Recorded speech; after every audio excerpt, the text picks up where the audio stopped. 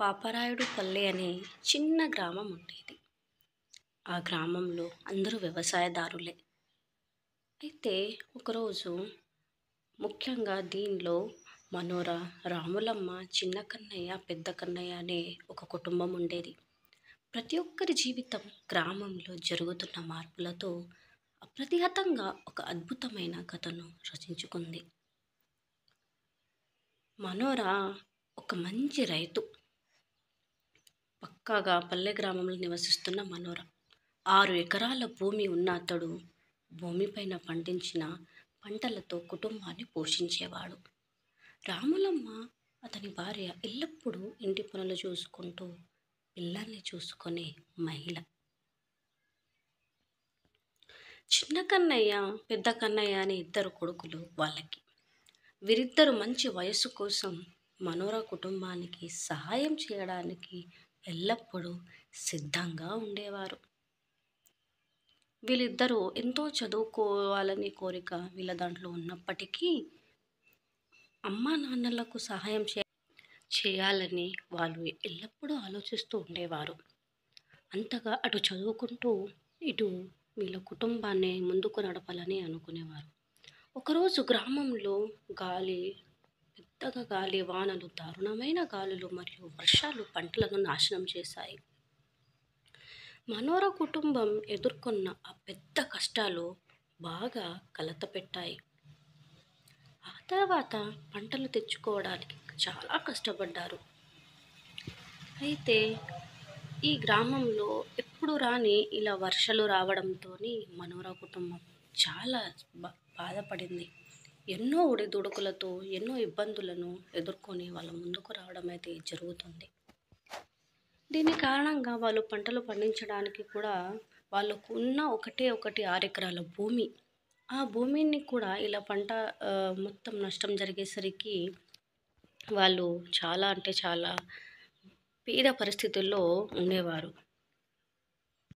ఎంత వర్షాలు పడ్డా ఏమున్నా రాములమ్మ భార్య ఎప్పుడూ కూడా తన సంకల్పం విడిచేది కాదు. తప్పకుండా ఏదో ఒకటి చేయాలి, తనకి చాలా ధైర్యం, ఏదో ఒకటి చేయాలి, మన కుటుంబాన్ని ముంగట తీసుకువెళ్ళాలి అని ఎల్లప్పుడూ తను ఆలోచిస్తూ ఉండేది. అయితే గ్రామంలో ముఖ్యంగా పెద్దవారు ఎప్పుడు చెప్పేవారు, పంటలు అనేది పోతే కుటుంబాన్ని పోరాటం చేసి పునఃప్రారంభించలేము అని. అయితే మనోర, రాములమ్మ మరియు పిల్లలు అంగీకరించేవారు దీన్ని. అన్ని విధాల గ్రామంలో అద్భుతమైన సహాయం వచ్చింది. అనేక గ్రామస్తులు కలిసి తమ కుటుంబాలను పోషించడానికి కష్టాలు ఎదుర్కొన్నప్పటికీ బంగారం చూపించారు.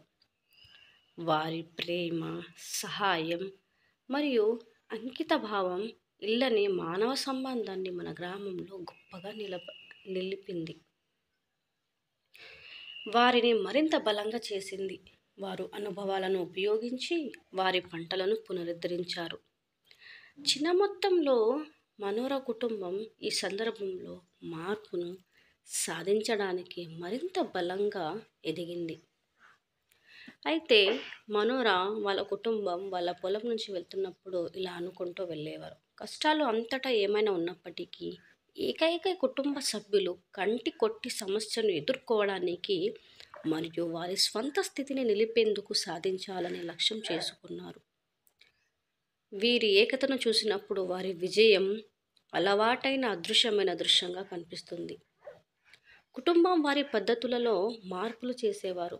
వారు గ్రామంలో మిగిలిన కుటుంబాలకి సహాయం చేశారు.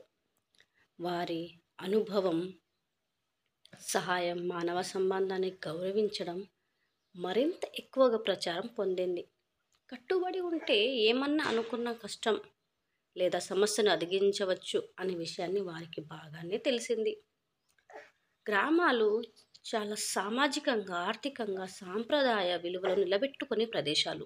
ఎప్పటికప్పుడు నేడు ప్రపంచం మారిన మానవీయత మరియు కుటుంబ సంబంధాలు ఎప్పటికీ ప్రాముఖ్యత దక్కించుకుంటాయి. మనకు అవసరమైన విషయం ఎప్పుడు మానవ సంబంధమే. మానవ సంబంధాలు మనం ఏం చేయాలని కోరుకుంటున్నాం, దానికి కీలకమైన దృక్పథం ఇవ్వడం మన అవసరం. గట్టి కష్టాల్లో ఉన్నప్పుడు ప్రతి కుటుంబం ఒకరికొకరు అండగా నిలబడటమే వారి స్ఫూర్తి. అలాగే గ్రామంలో ఆపదల సమయంలో ఒకరినొకరు సహాయం చేయడం ఈ కుటుంబాల మధ్య ఉన్న అనుబంధాన్ని మరింత బలోపేతం చేస్తుంది. మన గ్రామాలలో కుటుంబాల మధ్య సంబంధాలు వేదనకరమైన సమయాల్లో మరింత బలంగా వెలిగిస్తాయి. మనోర కుటుంబం ఒక ప్రతీకగా నిలిచింది. అదే నిజమైన కుటుంబం యొక్క అర్థం. అన్ని కష్టాలు దాటాక కుటుంబం ఏ విధంగా ఎదుర్కొంటుందో మన అదృష్టం చుట్టుపక్కల స్థితిని ఎదుర్కొంటామో ఈ సందేశం.